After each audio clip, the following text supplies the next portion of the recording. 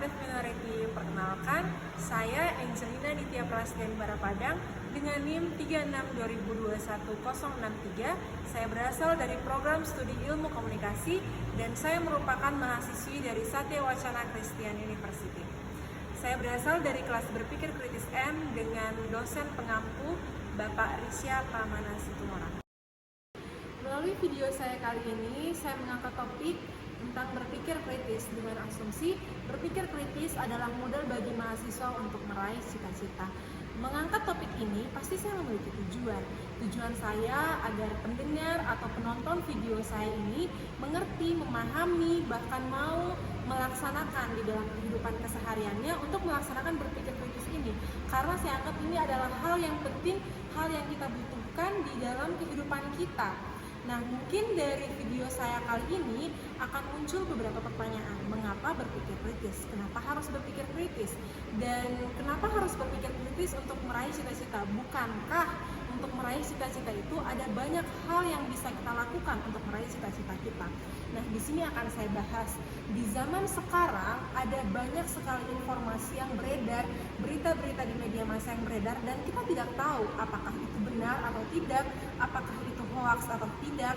Nah, di sini kita memerlukan sikap berpikir kritis, dan berpikir kritis ini ada beberapa yang harus kita lakukan. Misalnya critical listening, critical reading, critical writing, dan critical speaking. Critical listening ketika kita mendengar informasi dari orang langsung atau dari media massa, tapi kita tidak tahu apakah itu benar dan harus digali kebenarannya. Kita tidak mungkin menerima informasi secara mentah-mentah saja, sehingga kita membutuhkan membaca di sini untuk kita menggali informasi lebih dalam, untuk kita mengetahui kebenarannya dan mengetahui informasi yang sebenarnya.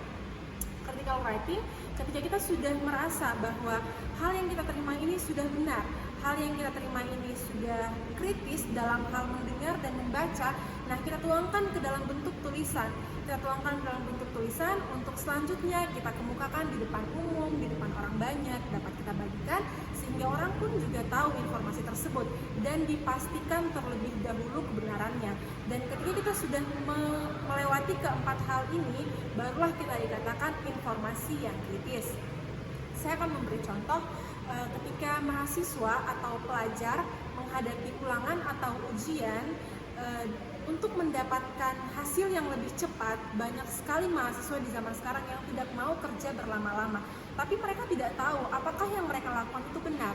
Nah, mereka meminta jawaban dari teman hanya untuk supaya tugas mereka cepat selesai. Mereka menerima jawaban itu secara mentah-mentah dan menjawabnya langsung. Tapi apakah mereka tahu jawaban ini benar atau tidak? Nah, disinilah diperlukan sikap kritis. Kalau misalnya hal sekecil ini kita lakukan, bagaimana dengan hal-hal besar untuk kita lakukan di sepanjang kehidupan kita, di pekerjaan kita, di kehidupan kita keseharian, bersama keluarga, masyarakat, ataupun lingkungan kita. Nah, informasi yang saya ambil ini berdasarkan pengalaman saya sendiri dan mengikuti kuliah di Universitas Kristen Satya Wacana. Saya banyak sekali belajar, baik itu dari dosen, dari teman-teman, bahwa ditekankan critical thinking itu perlu dari masa OMB, dan saya juga kebetulan mendapatkan kuliah yang mata kuliah berpikir kritis ini. Nah, pandangan saya tentang berpikir kritis atau critical thinking ini sangat baik, dan saya merasa saya juga perlu melakukan ini karena ketika di kehidupan saya nantinya, di masa-masa yang akan datang, di semester-semester selanjutnya, saya memerlukan ini untuk mendapatkan nilai ataupun untuk melaksanakan kegiatan, masuk ke dalam organisasi. Saya perlu berpikir panjang, saya perlu berpikir kritis untuk mendapatkan hasil yang benar.